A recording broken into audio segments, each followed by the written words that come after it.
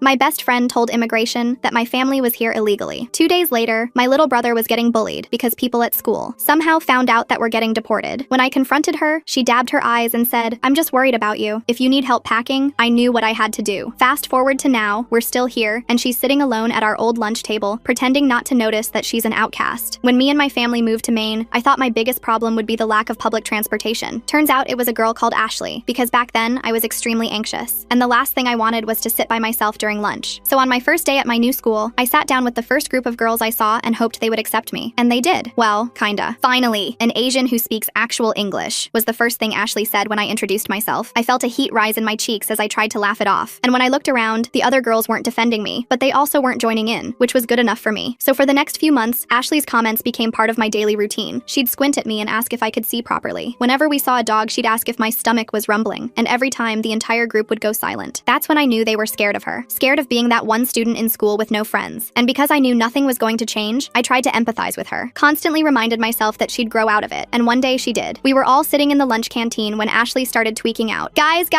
I slid into the cutest guy's DMs and I think he really likes me." Without asking, she whipped out her iPhone and showed us his profile picture. That's when it all made sense. It was a Chinese boy. I stared at her in disbelief. The entire table was silent. That's when she turned to me with wide eyes. "Ching Chong," she then coughed. "Cherry, I meant Cherry. I need your help. His parents are traditional and I don't want to mess this up." The other girls watched this interaction like it was a nature documentary. And maybe I'm too nice, or maybe I just wanted to believe people could change. But either way, I spent the next few weeks teaching her everything. How to use chopsticks properly, basic Mandarin phrases, what gifts to bring when meeting parents. And one day, I said something that changed things forever. "BTW, his parents will probably want him to date someone Chinese, but if you show respect and make an effort with the culture—" "What?" she interrupted. "That's not fair. Just because I'm born white, I have to suffer more." I pinched the bridge of my nose and nodded slowly, wondering when the her maturing stage would come. But something shifted after that. She went from interested to obsessed. She bought silk chupaos online and started wearing them to school. She replaced her Starbucks with bubble tea. And every day she'd stare at me with eyes filled with envy. Say things like, "You're so lucky to be born that way," or "I have to work so hard for what just comes naturally to you." The jealousy in her voice made my skin crawl. I thought things would get better when Kevin became her boyfriend, but instead they got worse. Whenever he was around, she would do everything she could to put me down. She'd correct my chopstick holding in front of everyone. Other times it wasn't even about my race. She would simply joke about how fat I was. "I'm literally size 0 LOL. The worst part was how she'd flip back to being my best friend the second Kevin left, like nothing had ever happened. I tried talking to the other girls about it. They all did that thing where they looked at each other but nobody wanted to speak first. Finally, Emma said, "Maybe she's just excited about learning," but her voice was totally flat. Luckily, everything exploded at Madison's birthday party. Ashley brought Kevin and spent the entire night putting on a performance. She made a big show of teaching everyone mahjong, constantly correcting me even though I'd been playing since I was 5. "In authentic Chinese households, we don't play with those Americanized rules," she announced. "Right, babe?" Kevin looked uncomfortable but nodded. Ashley continued. "You know what's so funny?" she said, turning to Kevin with this fake sweet voice. "Cherry here is supposed to be Chinese, but she's basically just a Twinkie. Yellow on the outside, white on the inside." I finally snapped. "You know what's funny, Ashley?" My voice was shaking, but I didn't care. "3 weeks ago, you were asking if my family ate dogs." The entire party went silent. Someone turned the music down. "And what was that cute nickname you had for me?" I paused. "Oh yeah, Ching Chong." Kevin's face contorted like he had bitten into a lemon. "That's not— No, don't listen to her," she stammered. But it was too late. The entire friend group was now nodding their heads. Kevin was already packing up his stuff and getting ready to leave, cursing her under his breath. 2 days later, my parents got a call. It wasn't Ashley. It was Immigration Services. They called about an anonymous tip regarding our visa status. My hands shook as I watched my parents exchange worried glances across the kitchen table. Dad's jaw tightened the way it always did when he was stressed. Mom started organizing papers that were already perfectly arranged, shuffling through our visa documents for the 3rd time. "Everything is in order," she kept repeating, but her voice wavered. "We have all the proper documentation." The immigration officer on speakerphone assured us it was just a routine check, but Dad's face had already gone pale. He kept glancing at his work laptop, then back at the phone. I saw him pull up his company's HR portal twice before closing it again. That night, I heard him pacing in his study. Through the thin walls, I caught fragments of his conversation with Mom about workplace discrimination, about how one anonymous tip could spiral into questions at his job. He mentioned a colleague who'd faced similar scrutiny and never got promoted again. The next morning at school, I noticed immediately. Teachers who usually smiled at me now gave quick, uncomfortable glances. In chemistry class, Mrs. Peterson asked if I needed extra time to handle family matters. The guidance counselor pulled me aside between periods to ask if everything was okay at home. By lunch, the whispers had spread through the entire cafeteria. I caught fragments as I walked past tables. Deportation, getting sent back. I heard their packing already. Ashley sat at our usual table, surrounded by the other girls. She looked up as I approached, her eyes wide with fake concern. "Oh my God, Cherry! I heard about your family. That must be so scary, not knowing if you'll have to leave." Emma stared at her sandwich. Madison picked at her salad. Nobody met my eyes. "Where did you hear that?" I asked, though I already knew. knew. Ashley touched her chest dramatically. It's all over school. Everyone's talking about it. I'm just so worried about you. I sat down slowly, watching her performance. She leaned forward, lowering her voice like she was sharing a secret. If you need help packing or anything, my phone buzzed, then buzzed again and again. I pulled it out to find my Instagram flooded with comments. Screenshots of posts I'd never made, messages I'd never sent, all with my profile picture, my username, but the words were cruel, mocking. They targeted Ashley specifically, calling her a wannabe Asian, and worse. What the hell? I whispered, scrolling through the fabricated evidence. Ashley's phone chimed. She glanced at it and her face transformed into wounded shock. Oh my god, Cherry, how could you? She turned her screen toward the other girls. More fake screenshots. The entire lunch table shifted uncomfortably. I didn't write any of this, I said, but my voice sounded weak even to me. Ashley's eyes filled with tears on command. I tried so hard to learn about your culture. I thought we were friends, but you're just jealous because Kevin chose me. Kevin dumped you at Madison's party, I reminded her, her face flushed. That's not true. We're working things out. You're just bitter because no Asian guy would want someone as whitewashed as you. I stood up so fast my chair scraped against the floor. Several people turned to stare. Ashley immediately switched back to victim mode, dabbing at her eyes with a napkin. I can't believe you'd cyberbully me like this, she said loudly enough for nearby tables to hear. By the end of the day, I'd received 3 emails from teachers about online responsibility and a note to see the principal first thing tomorrow. My phone had over 50 notifications from classmates who'd seen the fake screenshots. Some believed they were real, others stayed silent. I found my younger brother Thon waiting by my locker after school. His eyes were red, and his backpack hung off one shoulder like it was too heavy to carry properly. Some 8th graders cornered me at lunch, he said quietly. They said our family was getting kicked out of the country. They said you were mean to some girl and now we're all in trouble. My chest tightened. Then was only in 6th grade. He'd been so excited about joining the robotics club, making new friends. Now he looked smaller than usual, shoulders hunched like he was trying to disappear. It's not true, I told him. Someone's spreading lies. I know, he said, but they wouldn't stop. They followed me to the library. We walked home together in silence. Mom's car was already in the driveway, unusual for a Tuesday. Through the window, I saw her on the phone, gesturing with one hand while holding papers in the other. Inside, Dad sat at the dining table with his laptop open. His company's email system filled the screen. He minimized it when we walked in, but not before I saw the subject line of an open message.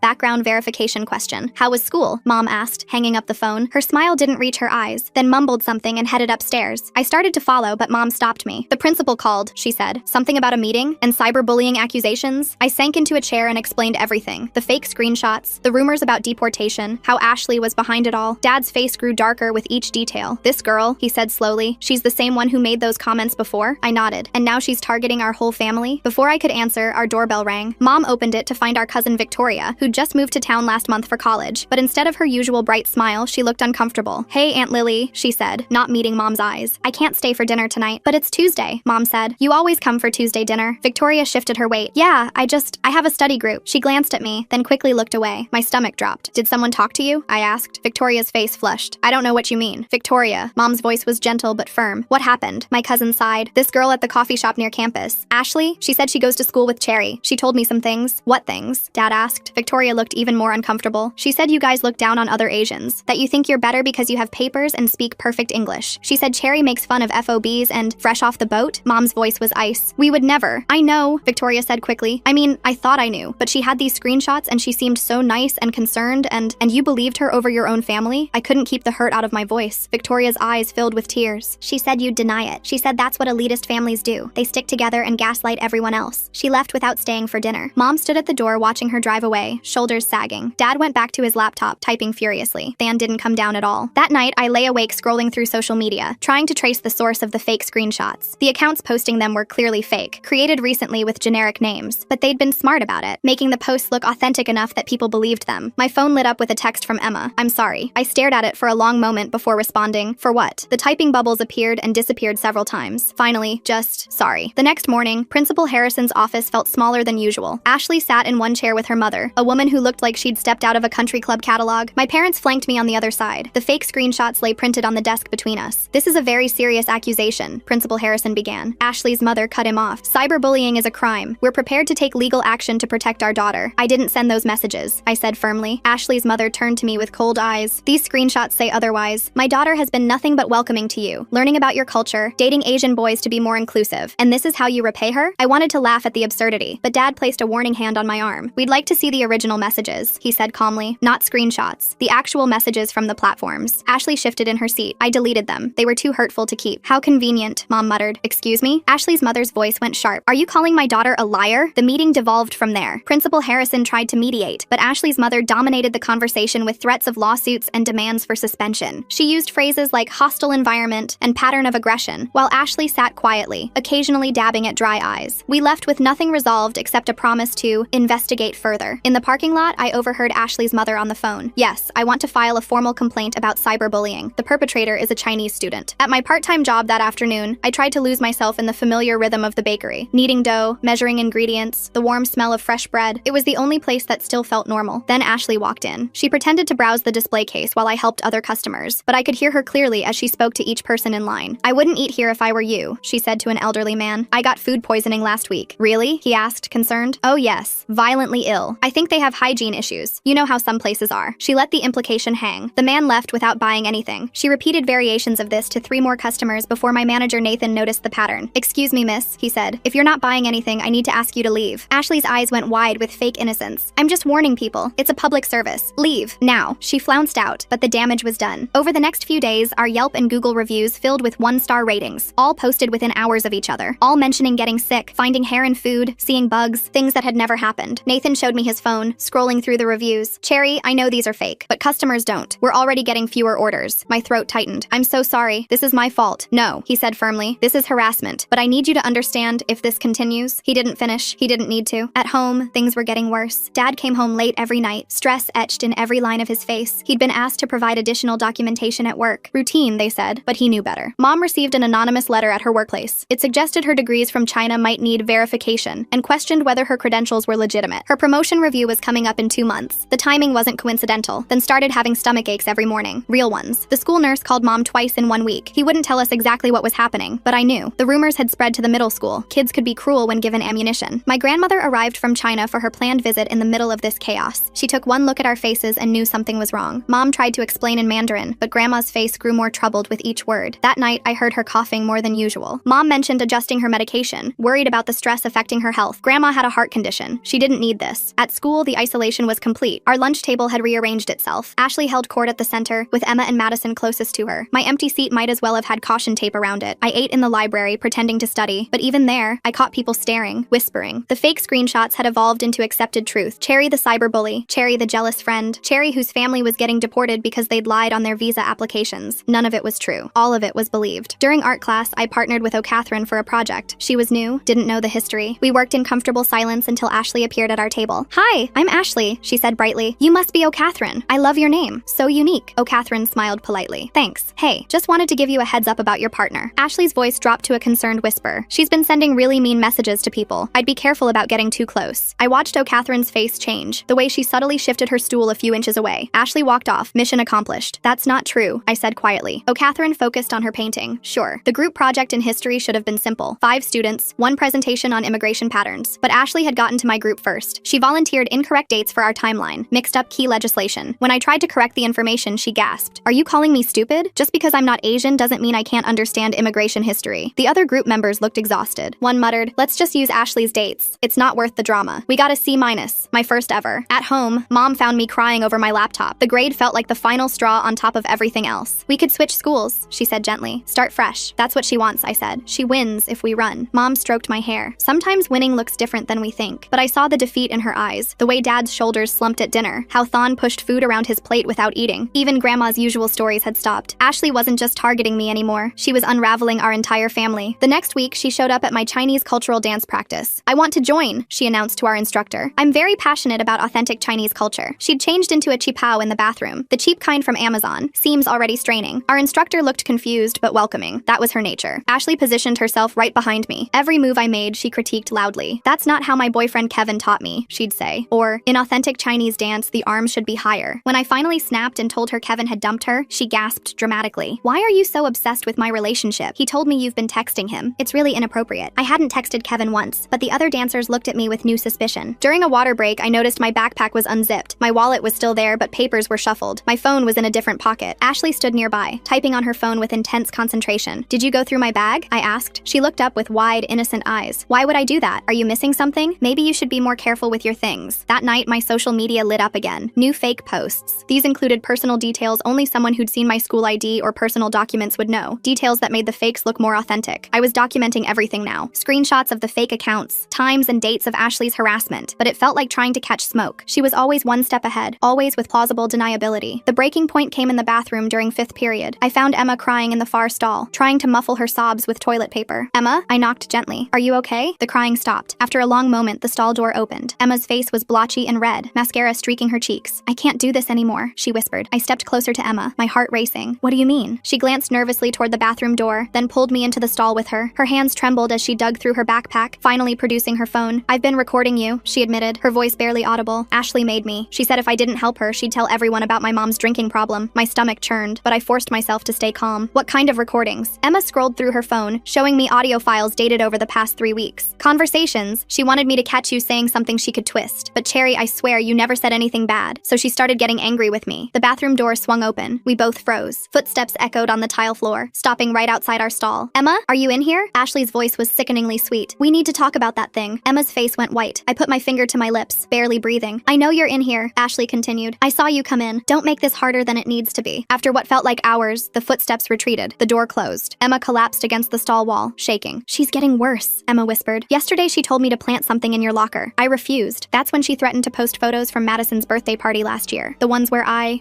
got too hammered. I felt a surge of protective anger. Emma, we need to stop her. Together. Emma shook her head frantically. You don't understand. She has dirt on everyone. Madison's family's business? They accidentally hired someone without proper work permits last summer. Ashley's dad is a lawyer. She said one phone call would shut them down. The pieces were falling into place. Ashley hadn't just been targeting me. She'd been building a network of control, using everyone's secrets as weapons. But here's the thing, Emma continued, her voice gaining strength. I kept recording even when she didn't ask me to. I have her admitting things, laughing about the fake immigration tip, bragging about the social media accounts. My pulse quickened. Can I hear them? Emma plugged in her earbuds, handing me one. Ashley's voice filled my ear, clear and cruel. Cherry's so stupid. She actually thinks her family is safe just because their papers are real. Wait until her dad's boss starts asking questions. I made sure to mention his name specifically when I called. Another recording. The fake reviews are genius. Nathan's Bakery will lose so much business. Maybe Cherry will have to quit and focus on packing for her deportation. Her laugh was chilling. There's more, Emma said, swiping to another file. This one's from yesterday. Ashley's voice again. I'm going to befriend every single person in Cherry's life. Her cousin was easy, just had to play the concerned friend card. Next, I'm working on her brother's teacher. Plant some doubts about their home situation. Maybe suggest the stress is affecting his performance. I felt sick. Dan's stomachache suddenly made more sense. We need to tell someone, I said. With what proof? Emma asked. She'll say the recordings are fake, edited. She's already setting up that narrative, telling people you're good with technology. She was right. Ashley had thought of everything. That afternoon, I found Madison sitting alone in the library. She looked up when I approached, immediately glancing around as if checking for Ashley. We need to talk, I said quietly. Madison's hands tightened on her textbook. I can't be seen with you. It's about Ashley. Emma told me about your family's business. Madison's face crumpled. One mistake. One honest mistake hiring someone, and now she owns us. Do you know what losing our business would mean? It's been in my family for 30 years. I sat down across from her. What if we could stop her? How? Madison's voice was bitter. She's 3 steps ahead always. Did you know she's been taking photos of people's houses? Their cars? She jokes about it, says she's documenting her friends' lives, but we all know what she's really doing. The weight of Ashley's web pressed down on me. How many others were trapped like this? There's something else, Madison continued. She's been talking to O'Catherine a lot, showing her your posts about how new students are annoying. O'Catherine's been here 2 weeks and already thinks you're horrible. I thought about O'Catherine's cold shoulder in art class, another relationship poisoned before it could begin. After school, I waited for Thon by the middle school entrance. When he finally emerged, he was walking with his shoulders hunched, trying to be invisible. Hey, I said gently, want to get ice cream? He shrugged, but I saw a flicker of the old Thon in his eyes. We walked to the nearby shop in silence. Only after we'd gotten our cones and found a quiet bench did he start talking. They follow me everywhere, he said. The 8th graders. They ask if we've started packing, if I'll have to learn Chinese when we get sent back. Today, someone put a fake deportation notice in my locker. My hands clenched around my cone. Did you tell a teacher? I tried. Mrs. Chen pulled me aside and asked if everything was okay at home. If mom and dad were putting too much pressure on me about grades, she said someone had expressed concern about my home environment. Ashley, of course. Then I'm going to fix this, I promised. He looked at me with eyes too old for 11. How? I didn't have an answer. That evening, Grandma's cough worsened. Mom called the doctor, speaking in rapid Mandarin. I caught fragments. Stress, medication adjustment, heart palpitations. Dad paced the living room, his phone buzzing constantly with work emails. Maybe we should consider moving, Mom said quietly after hanging up with the doctor. Not because of that girl, but for Grandma's health. Less stress. Running away? Dad's voice was sharp. Teaching our children to flee when things get hard? Teaching them to choose their battles? Mom countered. This is affecting all of us. Your job, Dan's education, Grandma's health. They argued in hushed tones, switching between English and Mandarin. I retreated to my room, feeling the weight of being the cause of all this chaos. My phone buzzed. A text from an unknown number. Check your Instagram. With trembling fingers, I opened the app. My stomach dropped. New posts had appeared on my account. Photos I'd never taken, captions I'd never written, pictures of Ashley with cruel comments underneath, screenshots of fake conversations where I supposedly called her pathetic for trying to be Asian. The posts had been up for hours. Hundreds of views, dozens of comments expressing shock and disappointment. My actual friends knew I didn't have access to my account during school hours, but did that matter? I tried to delete them, but my password had been changed. The recovery email had been switched to something I didn't recognize. I was locked out of my own digital identity. The next morning, Principal Harrison called me in before first period. This time, Ashley wasn't there. Just me, my parents, and a woman I didn't recognize. "This is Ms. Rodriguez from the district's digital safety department," Principal Harrison explained. "We're taking these cyberbullying allegations very seriously." Ms. Rodriguez opened a folder filled with printed screenshots, the fake posts, but also new things. Comments on other students' photos from accounts with my name, messages to teachers from email addresses similar to mine, a whole digital paper trail painting me as an unhinged bully. "I didn't do any of this," I said, my voice steady despite my racing heart. "We have to investigate all claims," Ms. Rodriguez said professionally. "In the meantime, we're recommending a temporary social media ban for all parties involved." "All parties?" Mom asked. "So Ashley too?" "Yes. We've noticed she's been quite active online as well." It was a small victory, but Ashley had already done her damage. At lunch, I found refuge in the music room. The choir teacher, Mr. Jameson, let students practice during lunch if they were quiet. I sat at the piano, letting my fingers find familiar melodies. "You play beautifully." I turned to find O'Catherine standing in the doorway. "Thanks," I said cautiously. She moved closer, setting her lunch bag on a chair. "Emma talked to me, showed me some things. I owe you an apology." Relief flooded through me. "Ashley can be convincing." "She really can," O'Catherine agreed. "She told me you thought new students were beneath you, said you'd called me fresh meat, and laughed about how I'd never fit in. She seemed so concerned, so genuine. That's her gift," I said, turning back to the piano, making cruelty look like kindness. O'Catherine sat beside me on the bench. "Emma's not the only one who's been recording things. I have a few videos from art class. Ashley admitting she went through your bag might be helpful." Another ally. The web was starting to fray. That afternoon at the bakery, Nathan pulled me aside. "The fake reviews have been reported. The platforms are investigating. But Cherry, I need you to know your job is safe. I've been in business long enough to weather storms like this." I nearly cried with relief. "Thank you. I'm so sorry this is affecting the bakery." "You know what's interesting?" Nathan said, pulling up his tablet. "All those negative reviews came from accounts created within the same week. Same writing style, same complaints. The review platforms have algorithms for this kind of coordinated attack." He showed me the data. Ashley had been sloppy in her anger. The digital footprints were all there. "My nephew works in IT," Nathan continued. "He says with the right expertise, you can trace a lot more than people think. IP addresses, device signatures, metadata." Hope sparked in my chest. "Really? Really? And he owes me a favor." That evening, Victoria showed up at our door. Her eyes were red-rimmed and she clutched a coffee shop cup with shaking hands. "I'm so sorry," she said before anyone could speak. "I'm so sorry. I should have trusted family. I know that now." Mom ushered her inside. We gathered in the living room where Victoria explained everything. Ashley kept showing up at my usual study spot. Always friendly, always concerned about you all. She said she was worried about Cherry's behavior, showed me screenshots, articles about toxic family dynamics and gaslighting. She made me doubt everything I knew about you. Dad's jaw tightened. "When did you realize the truth?" "Today." I overheard her on the phone. She was laughing about it. Said, and I quote, "That stupid college girl believed everything. Cherry's family is so isolated now, even their own relatives won't defend them." Victoria started crying. I confronted her, told her I knew she was lying. She just smiled and said I'd already done my part. The damage was done. "It's not your fault," I said, meaning it. "She's really good at manipulation." "There's more," Victoria continued. "I started talking to other students at the coffee shop. She's done this before. At her old school, a Korean girl named Sarah. Ashley became obsessed with her boyfriend, tried to break them up. When that failed, she made Sarah's life hell until her family moved away. My blood ran cold. We weren't her first victims." Grandma, who had been quiet all evening, suddenly spoke in Mandarin. Mom translated, "She says this girl has a sickness in her heart, but sickness can be cured if exposed to light." That night, I created a shared document. Emma, Madison, O'Catherine, and Victoria all had access. We started compiling everything. Screenshots, recordings, dates, times. The pattern became clear. Ashley's escalating behavior, her calculated attacks, her network of manipulation. Madison contributed something unexpected. My older sister graduated with Ashley's brother. He's in tech, really good with computers. I asked her to reach out. "Why would he help us?"